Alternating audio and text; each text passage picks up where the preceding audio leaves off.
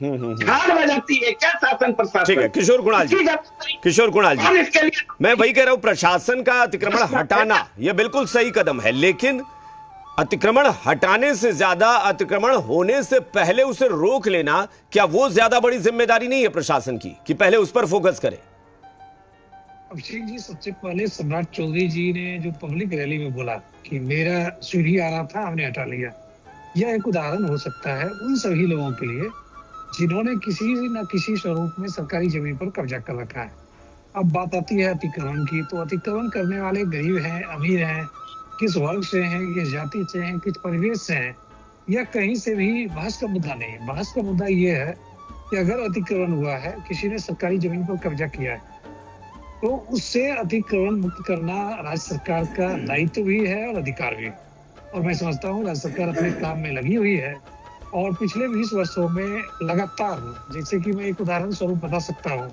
कि 15,000 एकड़ बेतिया महाराज का जमीन जो अतिक्रमण हो चुका था लगभग 60% से अधिक, जिसके लिए बिहार सरकार ने अलग से प्रिविलेज लाकर, अलग से कानून बनाकर उस जमीन को अपने कब्जे में लेने का काम कर रही है। साथ ही साथ बिहार के अंदर चाहे किसी एरिया का मामला क्यों ना हो, अगर कोई व्यक्ति अतिक्रमण करता है, अवैध तरीके से घर बनाता है, दुकान बनाता है या किसी भी प्रकार से उसका इस्तेमाल करता है, तो राज्य सरकार का यह अधिकार है। और हम समझते हैं चूंकि सरकारी जमीन पर 14 करोड़ बिहारियों का हक है। जमीन का टुकड़ा चाहे भागलपुर में हो या बेतिया में हो या बांका में हो या फिर पटना में हो, जमीन कहीं भी हो, अगर सरकारी जमीन है उसे अतिक्रमण मुक्त कर पब्लिक यूज के लिए इस्तेमाल करने की जिम्मेदारी और अधिकार राज्य सरकार के पास है और राज्य सरकार अपना काम कर रही है। अरुण जी चिंता जाहिर कर रहे थे भूमिहीन का। मैं बता दूं कि ऑपरेशन बसेरा के माध्यम से, ऑपरेशन बसेरा 2 के माध्यम से और मुख्यमंत्री गृह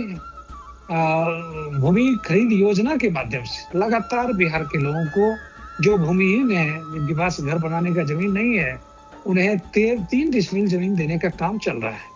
जहां ऑपरेशन बसेरा 1 के माध्यम से सिर्फ और सिर्फ अति पिछड़ा, दलित और महादलित परिवारों को इस प्रकार की योजना की लाभ दी जा रही थी, वहीं 2024 में सरकार ने नियम में बदलाव करते हुए सभी वर्ग के लोग, चाहे वो किसी कास्ट क्रीड के क्यों ना हो, अगर उनके पास भूमिहीन है, मैं बता दूं आंकड़ों के साथ कि तकरीबन 64,000 ऐसे लोगों को चिन्हित किया गया है, ऐसे परिवार को चिन्हित किया गया है जिनके पास घर बनाने के लिए जमीन नहीं है। तो सरकार यह भी सुनिश्चित कर रही है जिनके पास घर बनाने का जमीन नहीं है,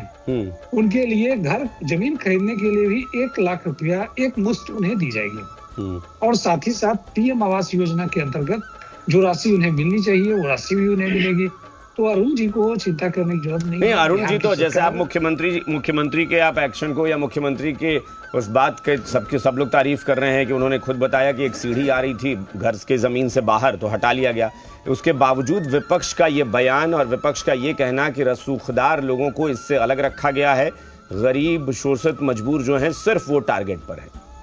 हाँ बिल्कुल, देखिए इस बात से मैं भी इत्तेफाक रखता हूँ कि चाहे वह अतिक्रमणकारी कोई भी व्यक्ति क्यों ना हो, सरकार की नजर में, कानून की नजर में उसका बराबर दंडित किया जाना चाहिए। चाहे किसी सांसद, विधायक, मंत्री, मुख्यमंत्री ही क्यों ना हो, या एक आम आदमी जिसके पास वाकई घर बनाने के लिए जमीन नहीं है और उसने मजबूरी बस उस जमीन का इस्तेमाल, सरकारी जमीन का इस्तेमाल अपने घर के रूप में कर रहा है, दोनों के लिए समान दृष्टिकोण की जरूरत है और खाली कराने में बराबर की सख्ती बरतने की जरूरत है। ठीक, जहां तक गरीब लोग हैं उनके लिए सरकार ने ऑलरेडी कई सारे स्कीम्स के माध्यम से, कई सारे प्रयास के माध्यम से उन्हें घर देने का ऐलान कर चुकी है और उसका क्रियान्वयन भी लगातार किया जा रहा है। ठीक है, तो यह बिल्कुल स्पष्ट है, सरकार न सिर्फ अतिक्रमण को दूर करने के लिए प्रतिबद्ध है, वहीं भूमिहीन को प्रॉपर तरीके से। ठीक है कमलेश जी, एक बात कमलेश जी